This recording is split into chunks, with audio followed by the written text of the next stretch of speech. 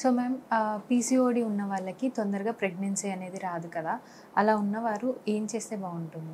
First PCOD అన్నది అది అందరూ అనుకుంటారు ఓవేరియన్ ప్రాబ్లం అని అనుకుంటారు.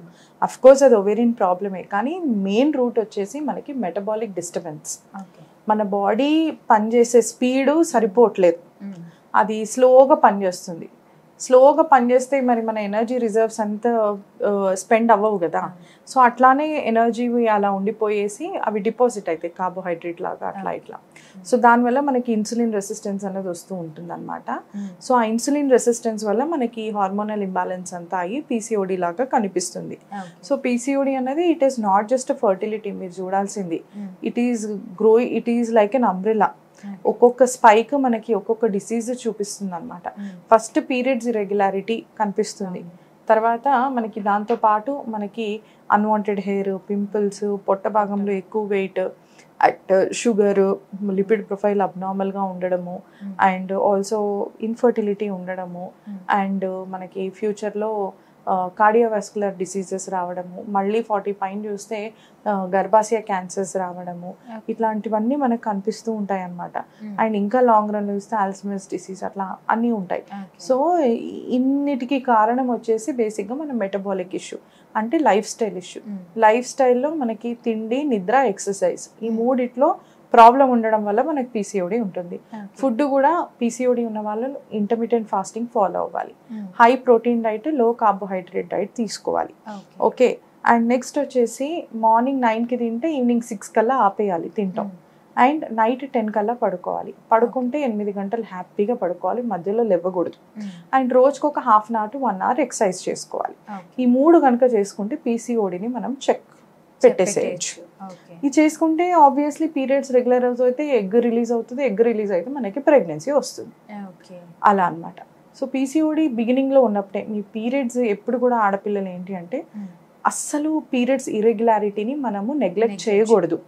పీరియడ్ రాకపోయినా, ఒక 1 మంత్ రాకపోయినా, పీరియడ్ కొంచెం డిలే అవుతున్నా, మీరు కొంచెం వెయిట్ పుట్ ఆన్ అయినా, పింపుల్స్ వచ్చినా, అన్వాంటెడ్ హెయిర్ వచ్చినా, ఇవన్నీ సైన్స్. ఇలా ఉన్నప్పుడు వెంటనే ఫస్ట్ గైనకాలజిస్ట్ దగ్గరికి వెళ్ళి స్టార్ట్ ట్రీట్మెంట్, సో దట్ ఈ ప్రోగ్రెషన్ ఆఫ్ డిసీజ్ని మనం ఆపేయచ్చు. ఓకే. ఇన్ పీసీఓడిలో మనకి ఎంతో ఖర్చు కూడా కూడుకుంటుంది, లేజర్ ట్రీట్మెంట్స్ అని, మందులని, అవి ఇవి అన్నీ చాలా, మళ్ళీ జిమ్ములని, అవంతా రాకముందు మనం ముందే కనుక కన్సల్ట్ చేస్తే so definitely you can save your money, time, everything, and also health. So basically modify your life style, everything will fall into place. Periods టైంలో విపరీతమైన పెయిన్స్ వస్తుంటాయి, బ్యాక్ పెయిన్ కానీ, స్టమక్ పెయిన్ కానీ, అలా ఉన్నప్పుడు కూడా డాక్టర్ని కన్సల్ట్ అవ్వాలి. పీరియడ్ పెయిన్ అన్నది సహజం. ఓకే. బట్ సో అది ఎప్పుడు డాక్టర్ని కలవాలన్నది మనకి అవేర్నెస్ ఇంపార్టెంట్. మనకి పీరియడ్ పెయిన్ కూడా 3 రకాలు ఉంటుంది అనమాట. స్పాస్మాడిక్ అంటాము, కంజెస్టివ్ అంటాము, మెంబ్రేనస్ అంటాము, మిక్స్డ్ అంటాము. ఓకే. స్పాస్మాడిక్ పెయిన్ అంటే ఏంటి అంటే మనకి సెంటర్లో మాత్రమే ఇట్లా లాగినట్టు, కిందకి లాగినట్టు, కొంచెం బ్లీడింగ్ అయ్యేప్పుడు కొంచెం యూట్రస్ కంట్రాక్ట్ అవుతుంది, రిలాక్స్ అవుతుంది. అలాంటి టైంలో మనకి స్పాస్మాడిక్ పెయిన్ తెలుస్తుంది, ఆగాగా వస్తూ ఉంటుంది. కంజెస్టివ్ అంటే మనకి పొత్తికడుపు మొత్తము నొప్పి వస్తుంది, తొడల భాగం ముందు, వెనక, బ్యాక్ ఏక్ సివియర్గా వస్తుంది. ఎంత వస్తుంది అంటే అసలు వాళ్ళు రోజువారీ పనులు చేసుకోలేరు. స్కూల్కి వెళ్ళే పిల్లలైతే ఆఫ్ తీసుకుంటారు, ఆఫీస్లో చేసేవాళ్ళు వర్క్ ఫ్రమ్ హోమ్ అసలు ఆఫే తీసుకుంటారు. And they take tablets to overcome that. So this is something where you should meet a gynaecologist. ఇది ఎలాంటి వాటిలో రావచ్చు అంటే పాలిప్, లేకపోతే మనకి పాలిప్లో ఎక్కువ స్పాస్మాడిక్ వస్తుంది. కంజెస్టివ్ వచ్చేసి ఎండోమెట్రియోసిస్, అడినోమయోసిస్, ఎండోమెట్రైటిస్, ఇట్లాంటి వాటిలో చాలా పెయిన్ వస్తుంది, చాలా బ్లీడింగ్ కూడా విపరీతంగా అవుతుంది. పోతే ఇంకోటి మిక్స్డ్ అంటే స్పాస్మాడిక్, కంజెస్టివ్ 2 కలిపి రావడం.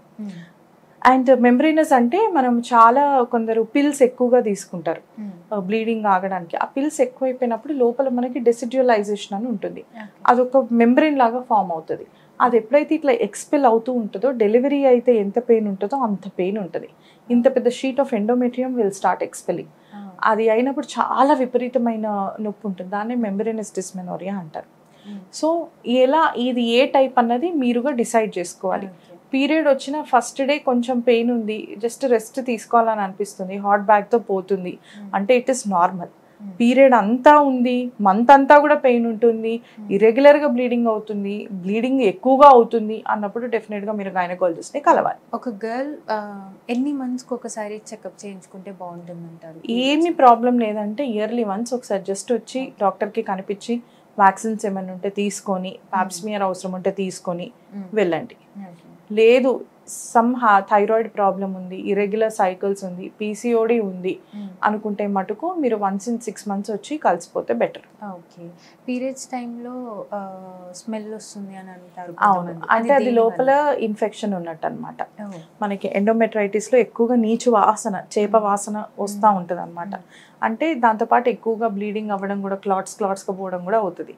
So that indicates that there is some infection in the endometrium, అంటే యూట్రస్ లోపల. సో అవి మనకి సెక్షువల్లీ ట్రాన్స్మిటెడ్ కూడా ఉంటాయి. Majority of them are sexually transmitted only. So అలా ఉన్న వాళ్ళకి కూడా చాలా ఎక్కువ రోజులు ట్రీట్మెంట్ తీసుకోవాల్సిన అవసరం ఉంటుంది. ఓకే. పీరియడ్స్ టైంలో తీసుకోవాల్సిన ఫుడ్స్ ఏమైనా ఉన్నాయి? ఫుడ్స్ అంటే అంత స్పెసిఫిక్గా ఏమీ ఉండవు. Avoid spicy food. మీకు ఆల్రెడీ కొంచెం వాటర్ రిటెన్షన్ నుంచి అప్పుడే రిలీజ్ అవుతూ ఉంటారు day 1 of your period. And spicy items ఏమున్నా, హాట్ లేకపోతే మనకి బయట నుంచి తెచ్చిన ఫుడ్స్ ఏవైనా కూడా మన బ్రెయిన్ ఇంకా ఇరిటేట్ చేస్తాయి. ఆ టైంలో సూదింగ్ ఫుడ్స్, బ్లాండ్ డైట్, పప్పన్నమో లేకపోతే రసం అన్నమో లేకపోతే ఐస్ క్రీమ్స్, డార్క్ చాక్లెట్ అట్లా తీసుకుంటే you feel relaxed, you feel సూదెండ్.